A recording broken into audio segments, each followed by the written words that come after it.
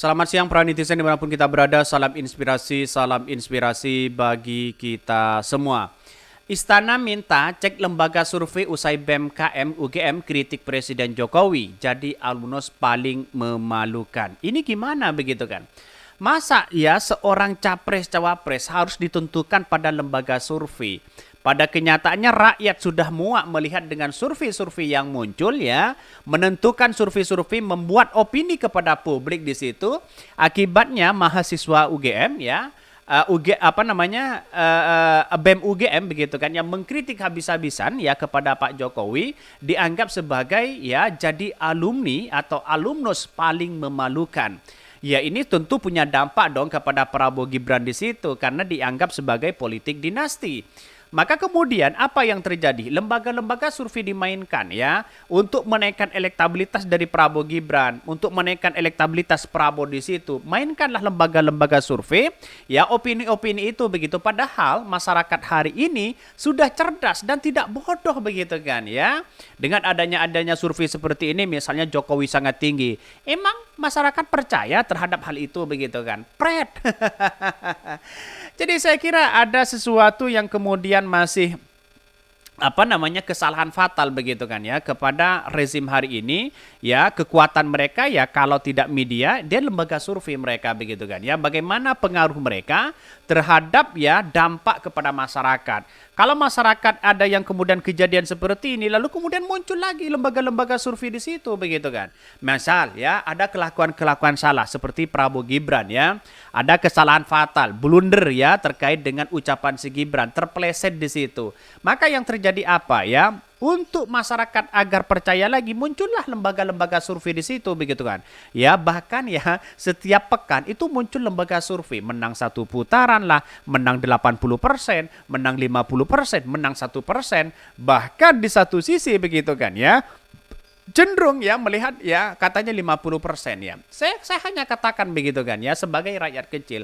Emang Anies Baswedan dan Ganjar tidur begitu kan ya. Emang menang 1%, 51% begitu kan.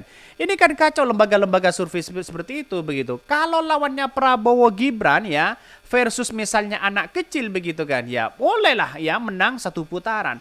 Tapi yang kita hadapi itu adalah kalau kita melihat dengan tatanan masyarakat hari ini adalah Prabowo adalah Ganjar dengan Anies Baswedan. Dia orang penting loh begitu kan, dipercaya oleh rakyat di situ begitu kan.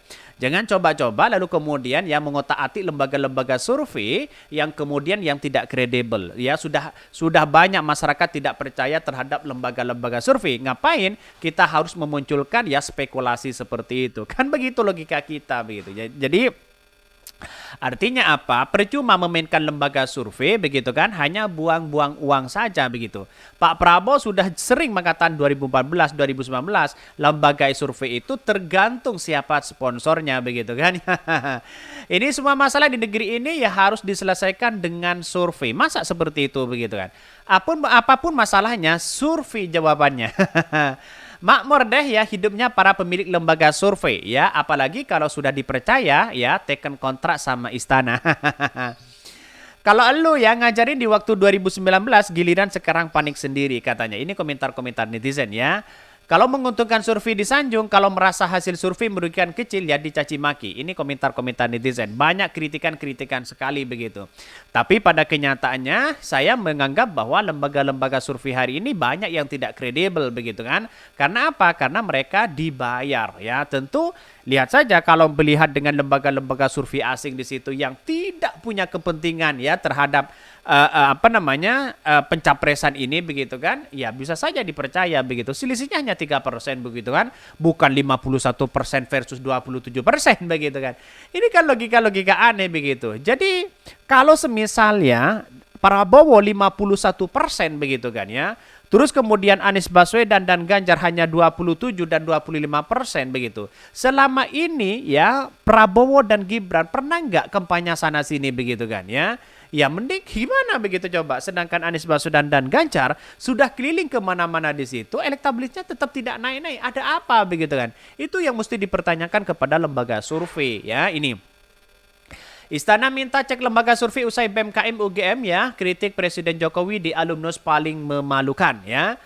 Bahkan ya penilaian Badan Eksekutif Mahasiswa, Keluarga Mahasiswa Universitas Gadjah Mada BEMKM UGM yang memberi gelar alumnus paling memalukan untuk Presiden Joko Widodo menuai tanggapan dari pihak istana. Koordinator Staf Presiden ya Ari Dwijayana menyatakan Presiden tidak mempermasalahkan penilaian tersebut.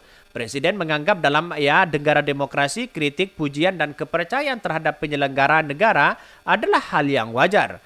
Ari menjelaskan sebagai penyelenggara negara publik pasti ada yang menilai puas dengan kinerja pemerintah. Ada juga yang tidak, bahkan ada yang menilai sangatlah puas. Hal tersebut bisa dilihat dari penilaian lembaga survei terhadap kinerja Presiden dan aktivitas Presiden Jokowi yang mulai turun ke lapangan mendengar suara rakyat, begitu kan? Ya, kita jelas mereka. Apakah Jokowi datang ke rakyat begitu kan? Ya, menemui rakyat sana sini begitu bagi-bagi kaos dan sana sini. Apakah ya sekaligus kampanyekan anaknya begitu kan? Atau sekedar ingin cari sensasi bagaimana anaknya dipilih? Kan begitu logikanya begitu kan? Jadi masyarakat sekarang itu dianggap bodoh oleh mereka begitu ya. Masa kita harus percaya terhadap lembaga-lembaga survei begitu kan. Padahal itu sudah jelas-jelas ya. Ada masyarakat yang muak terkait dengan cawi-cawi ya Pak Jokowi selama ini begitu. Lihat saja ya. Tidak harus lembaga-lembaga survei begitu kan. Dia di media sekarang itu lebih serba canggih sana sini begitu kan. Tidak mungkinlah begitu kan. Satu sisi melihat bahwa ya kalau sudah dikritik oleh rakyat itu berarti kenyataan mereka begitu kan. Muncullah sebagai perlawanan adalah lembaga survei. Kan ngaco mereka begitu kan ya. Lembaga-lembaga survei dimainkan ya agar opini-opini yang dimainkan Pak Jokowi tetap di posisi dipercaya oleh masyarakat di situ. Pada akhirnya masyarakat kan tidak bodoh. Saya katakan seperti itu begitu. Ari menambahkan ya di tengah kontestasi politik saat ini kritik ya kepada pemerintah bisa menjadi salah satu cara untuk menarik elektoral dan sah-sah saja dilakukan. Namun semua opini harus diuji dengan argumentasi ya, fakta dan bukti. Bahkan ya dalam mimbar bebas tersebut Ketua BEM UGM ya Gilbran Muhammad Nur menyerahkan sertifikat alumnus paling memalukan ini secara simbolik kepada sosok yang mengenakan topeng Jokowi. Gibran menjelaskan alasan penyematan alumnus paling memalukan UGM ya kepada Presiden Joko Widodo, yakni sebagai wujud kekecewaan selama 2 periode kepemimpinan Jokowi yang masih menyisakan banyak permasalahan fundamental yang masih belum terselesaikan. Ini komentar-komentar netizen banyak sekali pro dan kontra begitu kan ya. Jadi artinya apa? Artinya ngapain kita harus percaya lembaga survei begitu kan? Toh pada hakikatnya yang dimainkan itu aja begitu. Lembaga survei, opini dimainkan, muncul lagi begitu kan sepekan. Ini kok seolah-olah lembaga-lembaga survei ini kok barengan mereka begitu. Coba, 1 pekan muncul dari ini, 1 pekan muncul dari ini, 1 pekan muncul dari ini, 1 pekan lagi ada muncul dari ini begitu kan ya. Setiap ada kritikan kepada Pak Jokowi, lembaga survei itu adalah muncul di situ. Apakah jawabannya pakai lembaga survei ya?